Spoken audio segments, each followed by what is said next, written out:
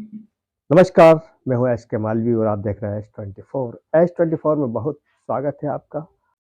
सुनते हैं आज के मुख्य समाचार। अंतर्राष्ट्रीय महिला दिवस पर गांधी भवन में एक कार्यक्रम रखा गया। आयोजन करता है नामदेव महिला मंडल भोपाल के द्वारा सभी के सहयोग से यह आयोजन किया। उनमें है एडवोकेट सरोज बाला नामदेव, महिला आयोजक करता नामदेव महिला मंडल, शशि नामदेव, डॉक्टर ऋतु नामदेव, मंजू नामदेव, भगवती नामदेव, डॉक्टर जया नामदेव, किरण नामदेव, हेमलता नामदेव, सरिता नामदेव, प्रभा नामदेव, रागिनी नामदेव, शकुंतला नामदेव, वर्षा नामदेव, मिनी नामदेव। कार्यक्रम में मुख्य अतिथि रही कृष्णा गौर, साध्वी रंजना दीदी। देखिए एस के मालवीय की खास रिपोर्ट।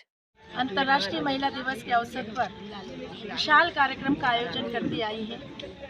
कार्यक्रम का उद्देश्य भी बड़ा पवित्र होता है। महिलाओं को आर्थिक रूप से आत्मनिर्भर बनाने का संदेश देना, समाज में उत्कृष्ट कार्य करने वाली बहनों को सम्मानित करना, ताकि वो अन्य बहनों के लिए प्रेरणा बने।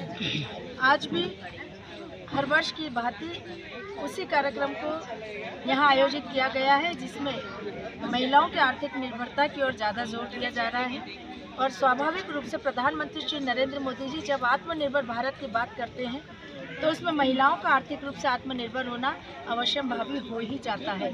और हम मानते हैं कि आर्थिक रूप से आत्मनिर्भर नारी घर, परिवार और समाज और राष्ट्र की सेवा सच्ची निष्ठा से करती है, आत्मविश्वास के साथ करती है।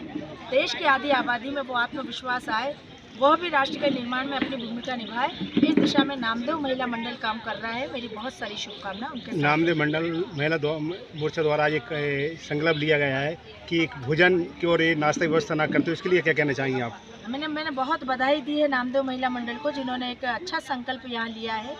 और बजाय इसके कि आने वाले सभी लोगों को हम निःशुल्क भोजन की व्यवस्था करें, बल्कि सशुल्क हमारी उन बहनों को मदद आर्थिक रूप से मिले जो यहाँ पर भोजन की व्यवस्था कर रही हैं। और इसलिए स्टॉल के माध्यम से उन बहनों से भोजन खरीद कर खाना अपना उन बहनों के लिए भी आर्थिक रूप से मजबूती का कारक बनेगा। और साथ ही साथ हमारे यहाँ पर आने वाले सभी लोगों को आत्मसंतुष्टि होगी कि एक पुण्य कार्य में हम सब सहभागी बने हैं। हमारा आयोजन हर साल ही होता है। अंतर्राष्ट्रीय महिला दिवस का मतलब होता है महिलाओं को आत्मनिर्भर बनाना, महिलाओं को एक सम्मान देना, महिलाओं को उनकी प्रतिभा को उजागर करने के लिए एक मंच दिया गया विश्व स्तर पर। उसी मंच का हमने लाभ अर्जित करते हुए अपनी बहनें, बेटियां, बहुएं जो वास्तव में अपने प्रतिभा को छुपाए हुए घर में बैठी थी, उसे कैसे उजागर करें।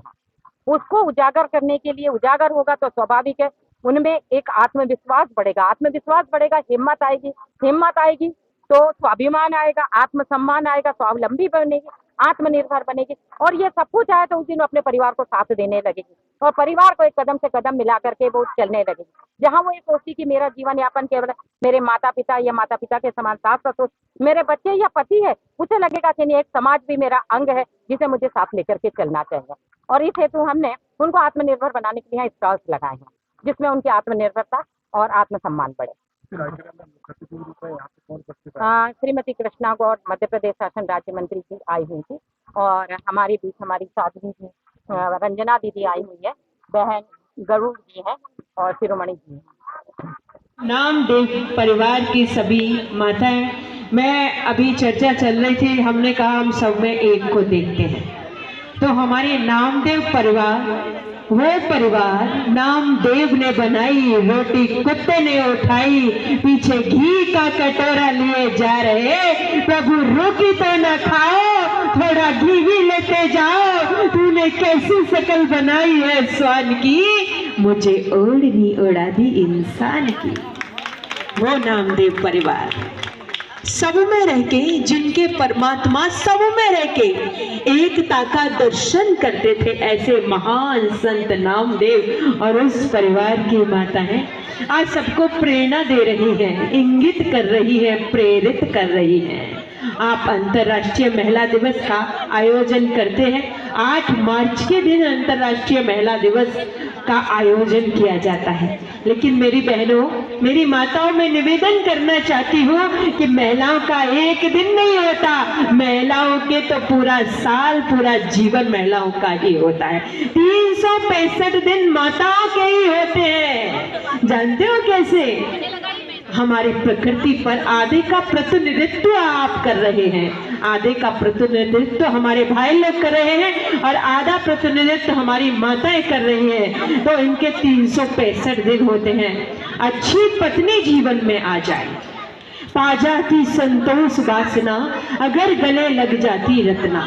कहानी खत्म हो चुकी होती, लेकिन रत्ना कबीरदास जी के गले नहीं लगी। उन्होंने छोड़ दिया, मायके चली गई, और मायके चली गई। कबीरदास जी ने देखा कि रत्ना नहीं है, मायके चली गई है। इतना प्रेम करते थे कि तुलसीदास जी अपनी पत्नी से कि रुक नहीं पाए और चले गए उनके मायके आधी रात्रि को ही। ऐसे आप लोग बातें करोगे तो मैं भी मेरी बात आप तक नहीं बोल पाऊंगी। पीछे भी बैठ के सुनो। देखो, श्रवण अच्छा होना चाहिए। अगर आप एक शब्द अपने कान में यहाँ से डाल के ले गए तो आपका जीवन भी परिवर्तित हो जाएगा।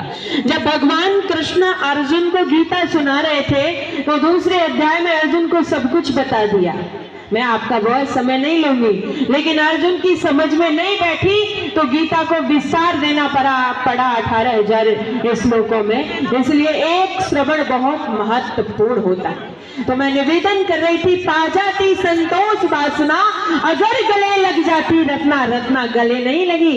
अंधेरी रात में भयानक मुर्दे को नाव समझ के नदी को पार कर गए। ऐसे तुलसीदास पहुंच गए रत्ना के घर का निरीक्षण किया, दरवाजे बंद हैं, सांप को रस्सी समय पकड़कर और पहुंच गए महल के अंदर। रत्ना ने कहा, प्रभु जितना प्रेम तुम मुझसे करते हो उतना प्रेम अगर परमात्मा से किया होता तो मेरा भी जीवन धन्य हो गया होता और आप भी धन्य हो गए होते। पत्नी जीवन में सहधर्मिणी होती है, सहभोगिनी नहीं होती। और माताओं का जो योगदान है, अगर स्त्री जीवन में अच्छी आ गई, पुरुष कमाने का कार्य करता है, लेकिन उस धन को सुसज्जित तरीके से कैसे रखना है, कैसे घर चलाना है, कैसे रिश्तों को निभाना है, ये कार्य स्त्री करती है। अगर जीवन में स्त्री सहधर्मिणी आ गई तो जीवन धन्य धन्य हो जाता है। आज के लिए इतना ही। हम मिलेंगे कल फिर एक नई खबर के साथ। हमारे चैनल को लाइक, शेयर और सब्सक्राइब कीजिए।